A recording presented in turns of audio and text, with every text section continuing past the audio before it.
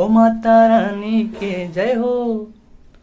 जय जोहार संगवारी हो। तो आप सब बर आज ढोल बाजे रे नगाड़ा बाजे ना, ये सुपरहिट गीत के पैंच लेके आए हूँ और एक संग में म्यूजिक भी आप मन ला मिल जाही डिस्क्रिप्शन में।